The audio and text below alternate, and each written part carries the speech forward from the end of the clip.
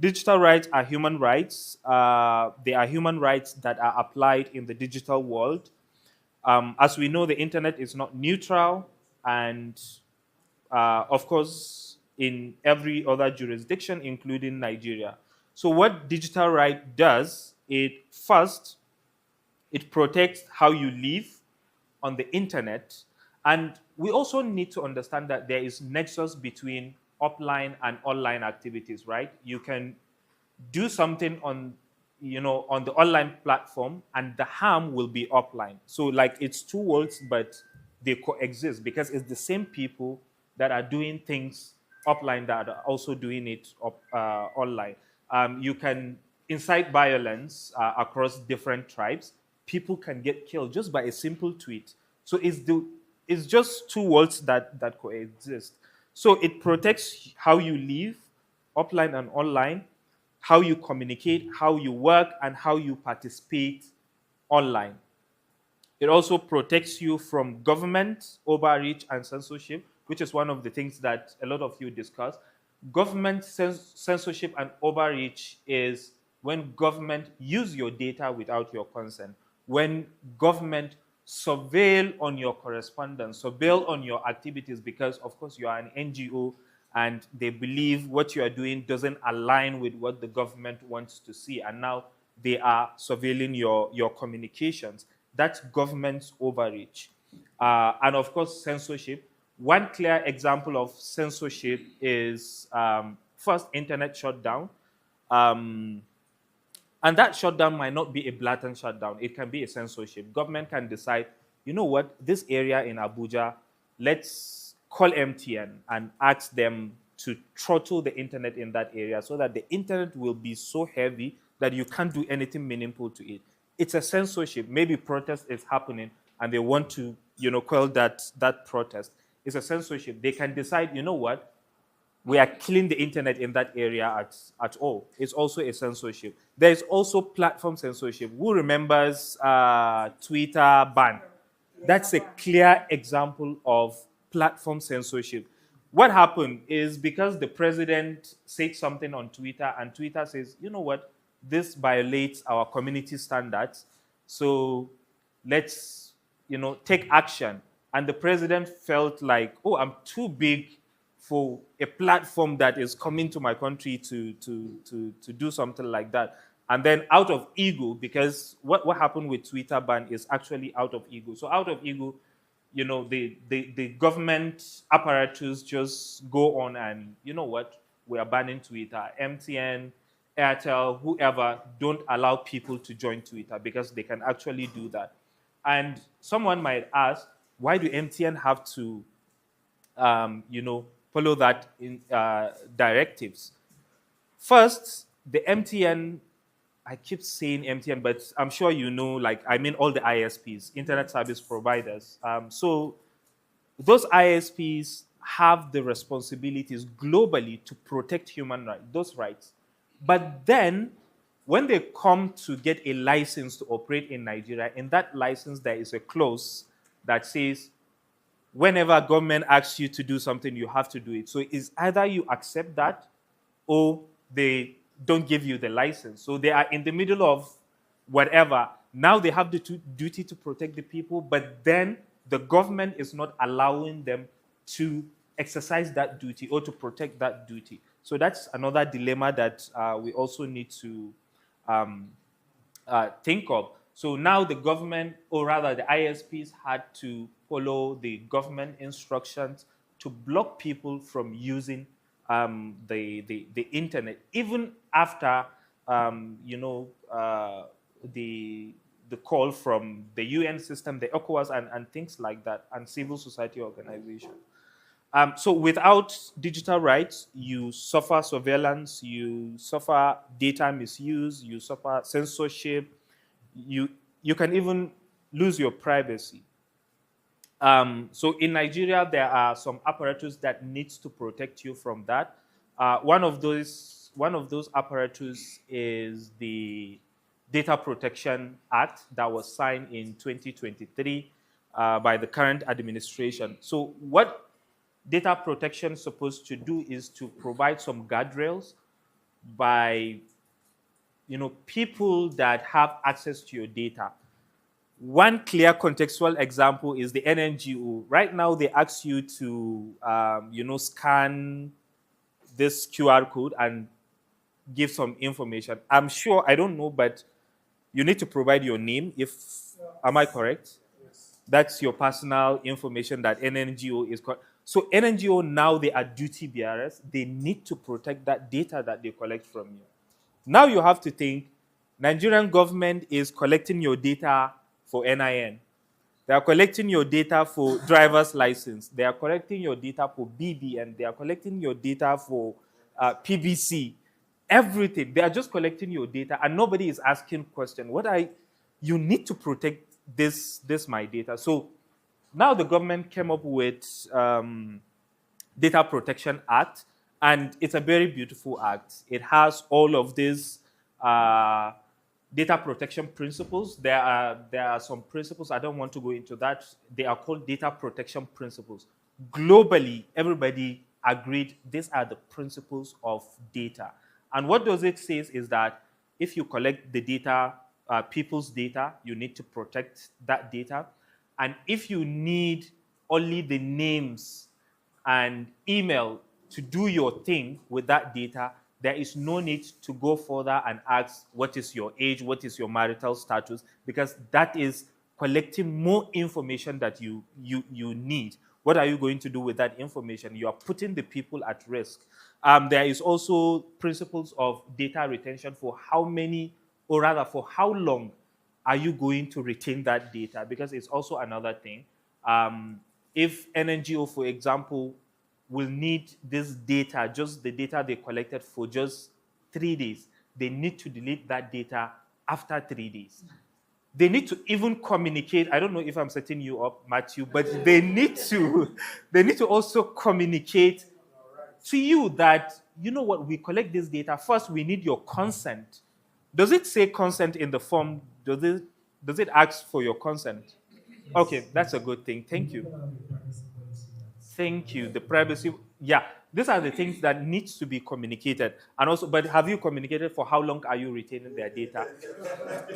You- so we need to clear that communication around for how long are you retaining. These are called data protection principles, and those principles, they are embedded in that Data Protection Act. Like I said, it's a very beautiful law. Um, and also that law creates data protection authority that's supposed to be independent. Why does it supposed to be independent? Because government is the largest collector of data. And if it is under government, you know how we are. So it will be very difficult for government agency to go to government agency and start asking that question. They act like friends. So they need to be independent so that there is no interference from the government. The minister will call and say, you know what, I don't want you to be going to that ministry and be asking them that question. So they are supposed to be independent. Although that independency is in question, they are getting their salaries from government and everything. So as you know, it's going to be very difficult to exercise that independency. So it's one of the beautiful laws that you need to go and have a look at. Like it's good actually, and it's a good starting point. We also have the Digital Rights and Freedom Bill. As it stands in Nigeria, we don't have a comprehensive single law that touches on digital rights. Yes, we some digital rights are protected, in some other laws like just here and there. But what Digital Rights and Freedom Bill want to do is that get all of those decentralized protections across different instruments, put them together, and so whenever you're talking about protection of digital rights, you just have a single act that speaks to that. But what happened with Digital Rights and Freedom Bill is that it has been with the government. The process has been going on for more than 10 years at the moment. Yes. The first attempt, I think, started in 2014. Yes. And then after some years, the parliament passed the bill and everything. It gets to the president. That was Buhari then, his first tenure. It gets to the president, and then he just didn't sign it. He rejected it. Now the civil society had to come back and start the process all over again. So at the moment, it's before the parliament. They did the first reading, the second reading. I think they will do the third reading and then send to the president again. And as you know, we don't have a clear timeline on when that is going to happen. So at the moment, we don't have like a clear instrument that protects digital rights as a whole. But of course, you have like, you can cherry pick from this law and this law and this law and this law and come up with something.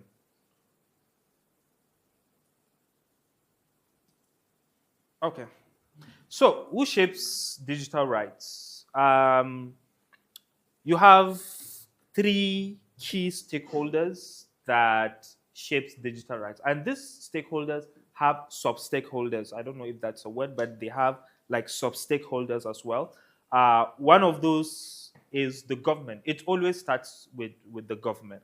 And when I say government, this starts including the UN system. So from global to regional to sub-regional to national level. At the highest level, of course, is the UN. They call all of the countries and have an agreement on what is obtainable at the basic level for all of these countries. And then that will cascade down to a regional level. For example, in our own case is the AU system. AU will adopt and then will send them down to ECOWAS system. The ECOWAS system will adopt and then the countries under the ECOWAS system. So like it's a system. But the most important of them all is the national system because that's where the implementation happens. So government is one of the shapers of this because even for private sectors that are coming, they need to abide by the laws of that country. So if the laws are good, then the platforms will behave correctly. But if the laws, have a lot of loopholes, the platforms will be also happy because that means they can exploit the system to make a lot of money from it. This is what has been happening, for example, with data, before data protection. Of course, we have another instrument like the NDPR before the data protection, but because it's not comprehensive, a lot of Nigerians' data have been collected on Facebook, X, and everything, and then will be transferred to the US and train the algorithms for AI. Nobody is asking questions because the law, that you don't have a law to hold them accountable. So that's the gap. So when government doesn't provide that system, then you have an issue. Then you have the platform rules. Like I said, these platforms are duty bearers.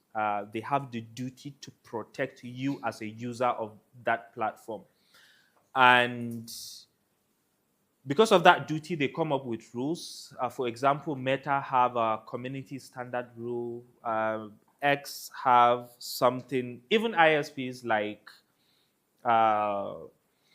MTN, they have their app, so they need to have a rule. So all of these systems have their own rules. All of these platforms have their own governing rules to protect data. But if you don't know, for example, before they get your data, they need to ask for your consent. And that consent has been asked. Before you sign on Facebook, you need to agree with terms and conditions. In that terms and condition, they ask for your consent. And because it's a very long document, nobody wants to read. You'll be like, you know what, just take it. Yeah, just take it and do whatever you want to do. You give up that, that right that you have to them without knowing. But that also raise another issue because as a civil society organization, we are asking questions. So why do you make this deliberately very long so that people don't see why you want to do this thing? So that's another fight, separate fight that we are doing with them. The thing is called consent fatigue. That's the term they use. they deliberately make it so that you get fatigued. I just don't want to go through all of this. And even people that knows the consequences. For example, I don't know if I have ever read from A to Z of any terms or condition unless it's very short. So it's deliberate. They make it that way so that you get fatigued and just don't want to do it, and then they give off your right, and they can use your data. They can do whatever they want to make the profit. And then the last, okay, yeah, yes, you have the mic. No, no, it's fine. You can do that, and then we All continue. right. So for Or you sake want us of to? flow and smooth movement, is essential for personal advantage. So Okay. just let me know your response. Thank you. Okay, so we can finish, and then you can ask the question. All right, that works. And the last part, which is the most misunderstood stakeholder, is the technical people. As we know, internet itself, these platforms, everything is technical, and it starts with the design. Who designed this system? If the person doesn't know your rights, they are not going to design these systems to protect your rights. So that's why they also have, okay, that's why they also have, okay, this thing gone off. That's why they also have, their own system to make sure that they put all of the guardrails in there. For example, you have Internet Engineering Task Force, that is IET something. It's a group of engineers across the world that design the internet, and they meet like periodically to say what is working and what is not working, and how can we align this with the UN values, with the national values across the country, so that the system itself will be fair to everybody. So these are the three. When you think about internet, when you think about rights, you have to think about this three stakeholders: government, the platforms, and also the technical people who design the system that the platforms are used, and then the platform will bring it uh, to the citizens who are being governed by government. So it's a whole cycle thing. I It's coming up. Okay. Yep. So why do digital rights matters? First, you also need to know, we give an example with NNGO, for example, but you also deal with people. You collect data from your participants, from your beneficiaries, and things like that. So you too, you are also a duty bearer, and you have the um, the responsibility to ensure that people you are dealing with are being protected. Their digital rights matters to you. You collect data, you advocate online, you put your information online, you do activities online. If information is being cut up today, our work is going to be affected. So the rights, it affects us as well. You also communicate with members and partners. If, for example, Mark Zuckerberg decides he's no longer going to work in Nigeria today, like he just gave 2 hours notice and then they closed WhatsApp, just imagine the chaos that will happen, because everybody, as far as I know, everybody, as long as they are connected to the internet, they have smartphones, they have WhatsApp, because it's the primary platform we use to communicate. Or government decide, you know what, uh, WhatsApp is no longer accessible in Nigeria. That's also another thing. So you also, um, as an NGO, or as an individual, you can face risk, hacking, or local tracking and surveillance, or internet shutdown. Your staff and beneficiaries. Okay. Your staff and beneficiaries need protection. So knowing your digital rights help you demand them and train others. Okay. So let's have a look at, let's have a look of some of the digital rights that are commonly being abused in Nigeria and beyond. The first one is the online privacy. The issue of privacy as a whole, privacy is as old as democracy itself, and it starts even before the advent of the internet. If you check our constitution, even the old ones before the amended ones, the issue of privacy of correspondence has been there for as long as that document exists. So the issue of privacy has been recognized for as far back as people can think. But then now that everything is on the internet, it's easier to violate, people's privacy because we just keep collecting data anyhow. Um, uh, just imagine in your registration now, there is a column that says which age category do you fall in, right? Now I can go and look at your name and I can kind of come up with estimates, value of your this thing. So it's so easy. Imagine this information is online as well. Now we are just less than 50 people in there, but then on the internet you have millions of people that can have access to that same information.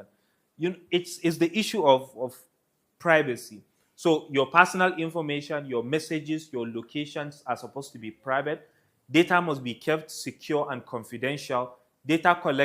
Collectors must publish a privacy notice explaining what they do with your data. Matthew mentioned that they have a privacy policy that speaks to that because they need to explain if we collect your data, what are we doing with it, and also that element of other principles like for how long are they keeping the data, um, data anonymization if needs be, and so on and so forth. Then you have the right to be anonymous online. You can use the internet without revealing your identity. The government will not like that, but it's your right. If you don't want to be, if you don't want to share your information, then you don't want to share your information. But of course, platforms will not like that because they will use your information to train their system or to get data on you, and that data can be used for so many things. Can be used to be, they can sell it to data brokers. Data brokers are those intermediaries that sells data, analyze it, make sense of that data, and sell it to commercial companies so that they can advertise for you. How many of us will be thinking of something and then you go online and you just be seeing something similar, or be like, oh my god, they are listening to us. There are some rare cases where they will be listening to you. Of course, your mics can be hacked or compromised, oh sorry, can be hacked or compromised and be listening to you. But in most cases, this is what happened. You put in a lot of data to the extent that the system knows you more than how you know yourself.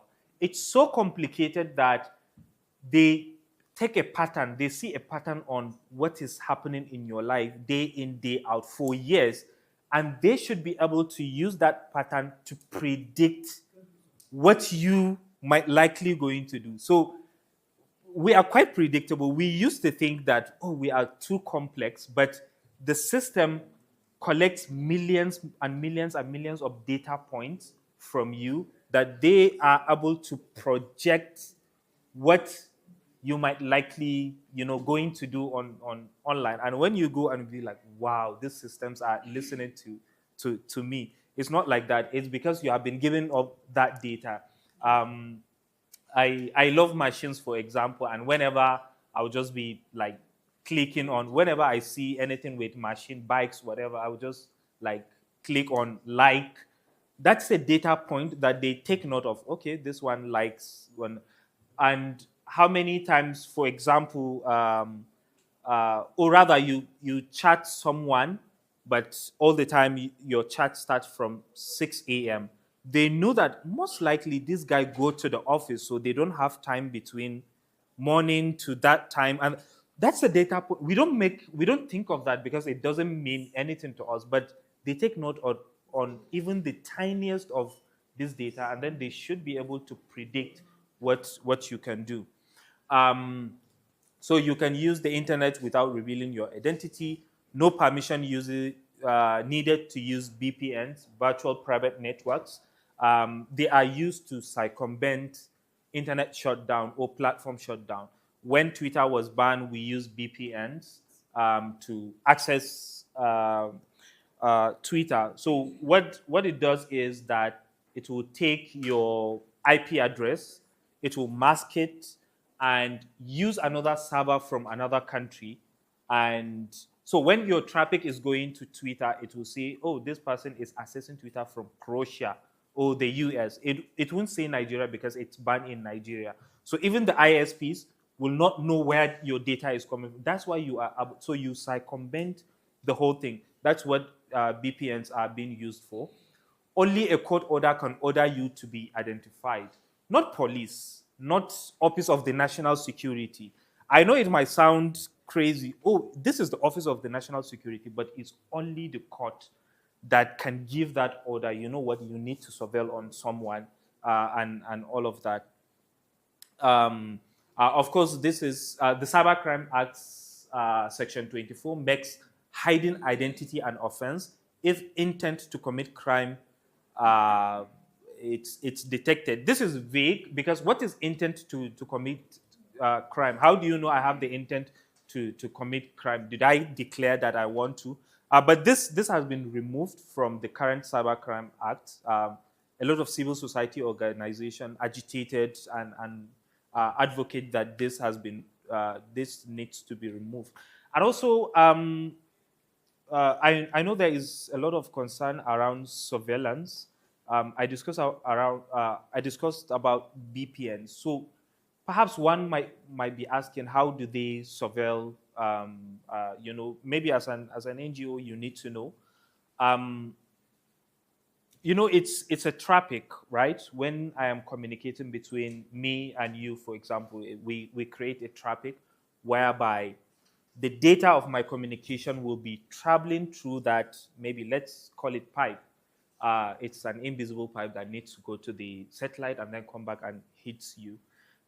So I sent something, it's been taken as a data and then go through that pipeline and then come to you. So how surveillance of correspondence works is, in that system, the government can purchase technical tools and create something that we call chokehold. So you have like the whole system here, and then they can put the chokehold, the systems, inside the line of communication. Yeah, so you have it there. So if you communicate, that chokehold, that system in the chokehold will replicate the data, will make copy. It won't stop your communication. It will just keep going, but then it will make copy of it. Whatever you said, it will make copy and keep it and send it to the data that they are using. So like, it's not that so technical to do. All they need is to ask the ISPs, you know what, on that thing that we put on the system, or we ask you to put on the system, they will on it, and of course they have your IMEIO IP address if you're using computer. So they will just see whatever communication that is coming from that IMEI of this phone, just on the system on it so that it will make copy of. So it's not that very technical. All you need to put is that chokehold, and that will be it. Then another one is the freedom of expression. You can protest. The way you have the right to go to the market square and protest before the internet, you also have the right to organize protest on the internet, as long as you are doing it within the confines of the law. Of course, all of this has to be within the confines of the law. So that's why if the law is repressive, you can't even do that. If for example, the right to create or organize protest in Nigeria might be different from Niger, because Nigeria is democracy, Niger is not. Thank you. First attempt, yes. So there is all of these rights cannot, yeah, they are dead without access to information. People need to have access to information to even think about protecting their rights. If people are not on the internet, then internet cannot even exist. Um, I will give you one scary statistics maybe that will paint this. On paper, uh, Nigeria, 70% of Nigerians are connected to the internet. If you look at it, I mean, 70 even in university is A, right? It's a good it's a good attempt. Yeah, it's a good score. But that leaves about 30% of Nigerians without meaningful access to internet.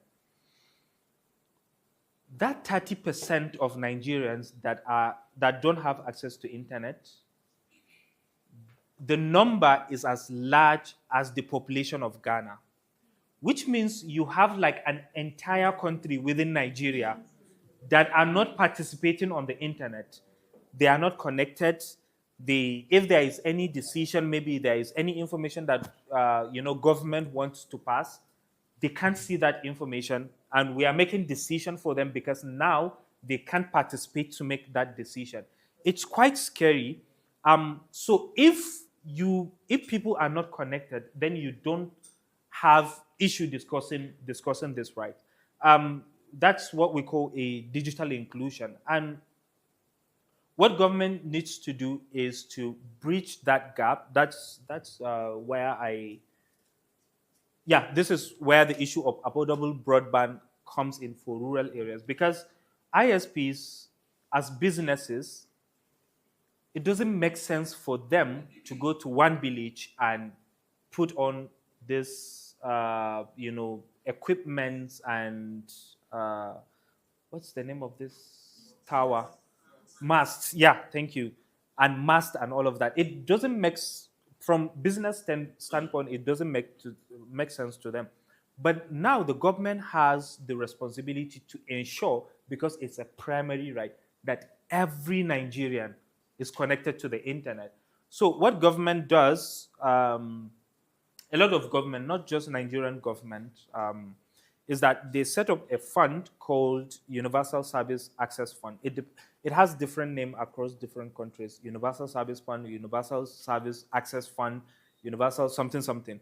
And what does that fund do is every year, these ISPs, the MTN, Airtel, Glo, will take 1% of their profit and put it in that fund.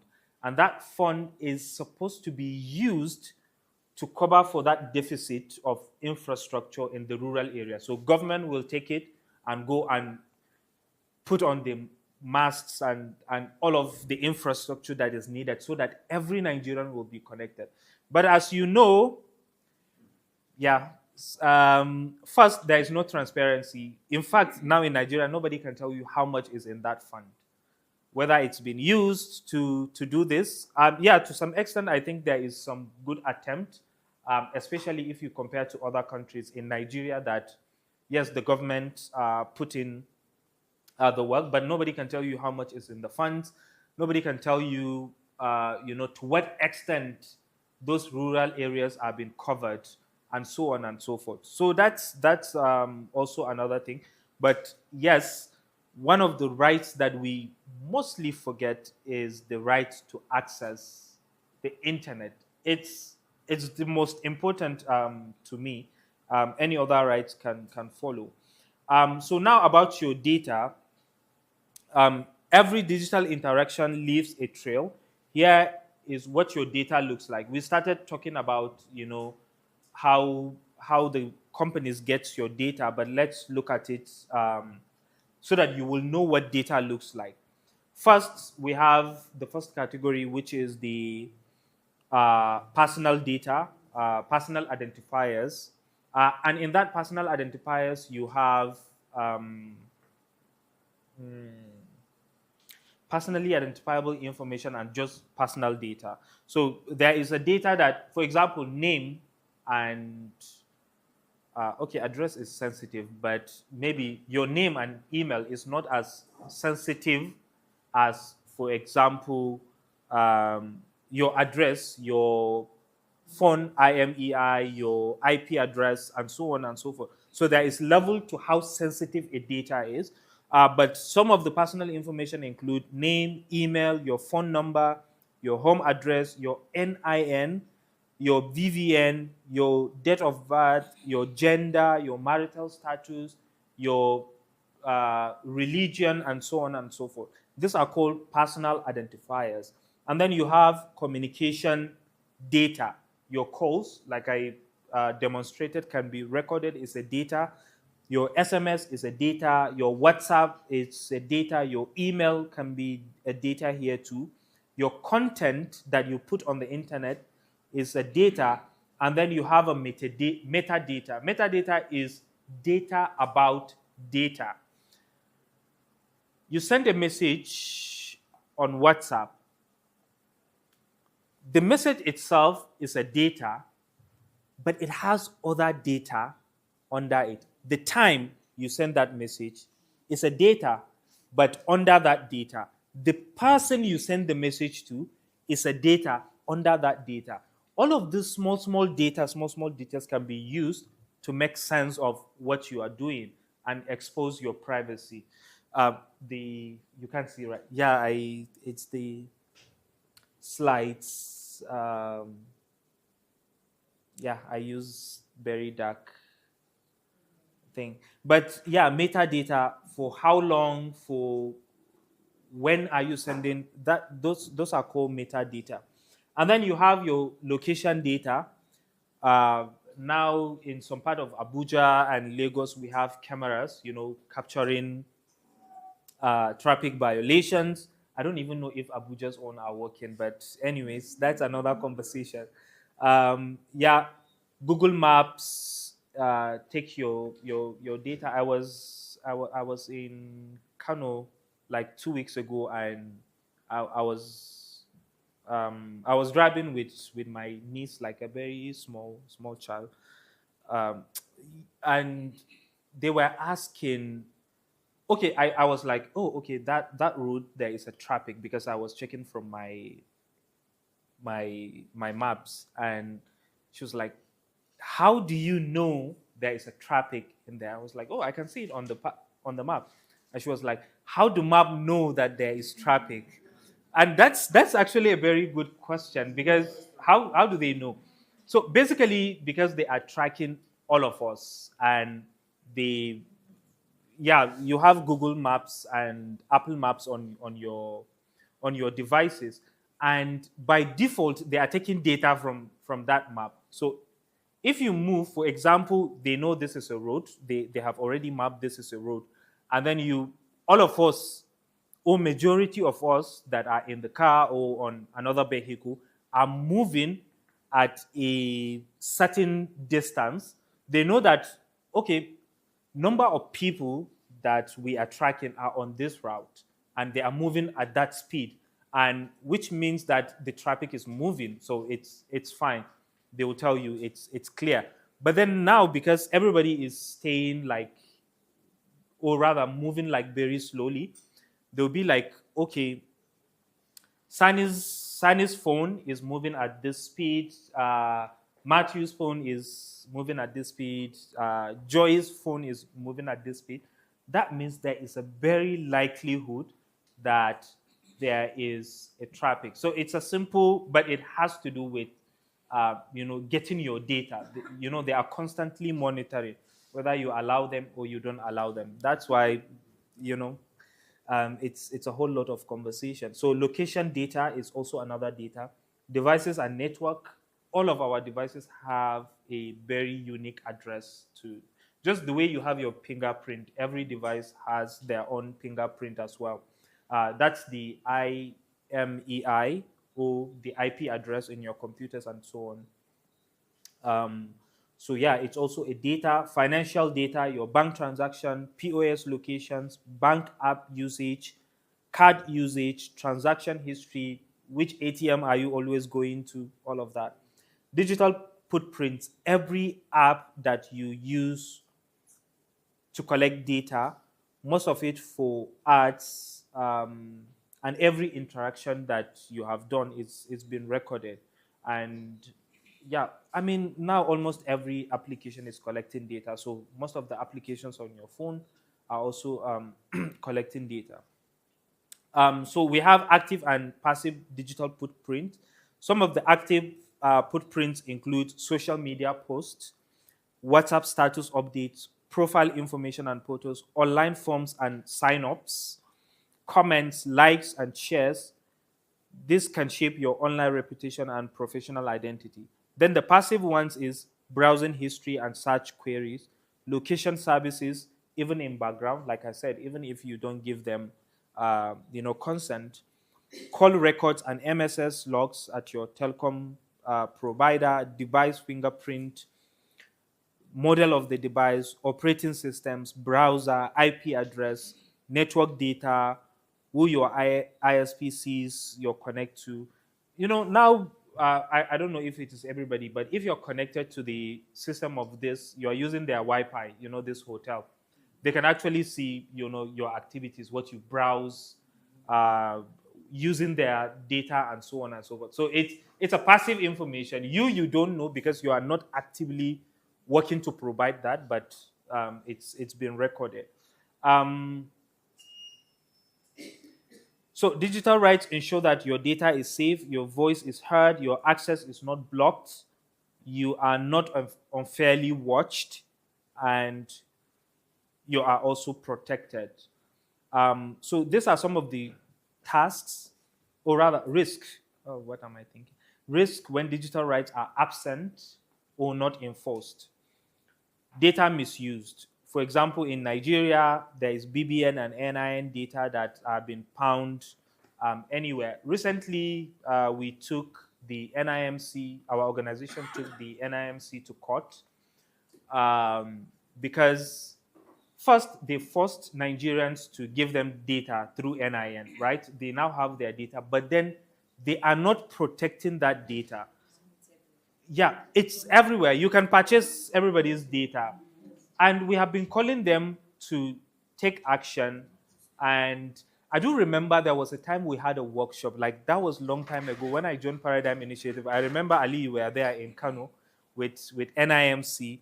That was like for over 5 years, we have been asking them protect people's data, and they refused. So what we do as an organization is we go to this um, black market website where you can purchase anybody's NIN, and we purchase the NIN of the head of Data Protection Commission, the Minister of Information, and I think the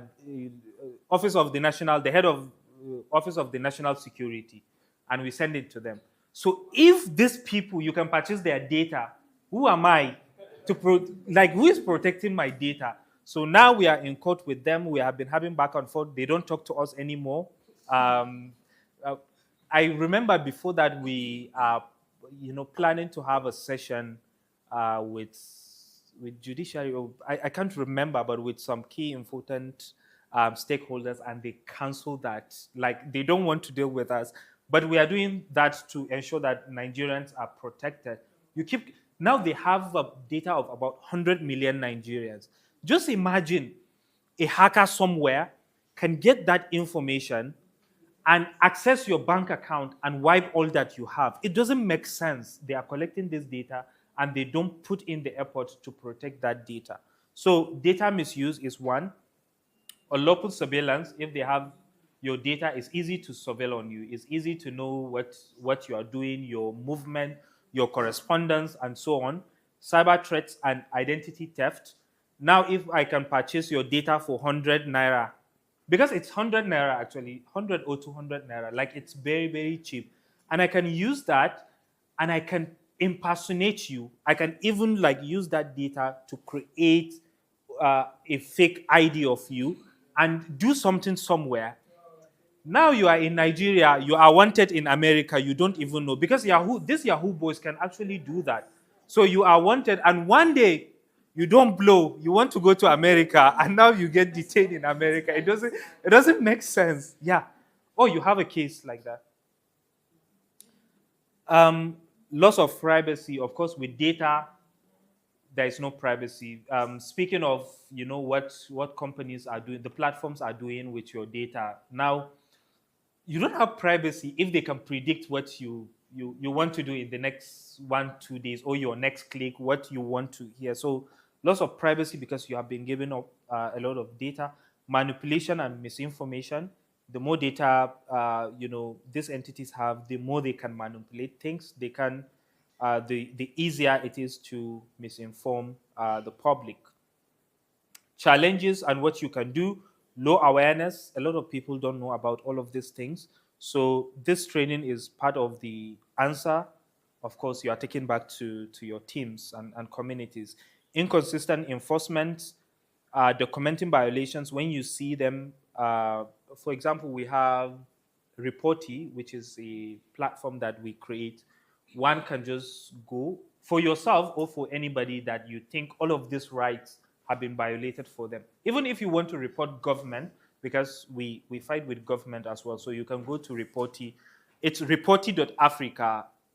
Reporty like that, RIPOT.Africa. It will take you. It's a very simple one. Or if someone is harassing you online and things like that, you can just go there, register your complaint, and from the back end we look at the legitimacy of your complaint, and if it means going to court on your behalf, we use our resources to go to court on your behalf. I will share this story, but please, I'm not inviting you to go and do that so that you make money. Recently, UBA uses someone's data to open USD account uh, for them without their consent. Consent is violated, their data has been misused. The report on Reporty, we took it to court, and court awarded them 3 million naira or something like that, about 2,000.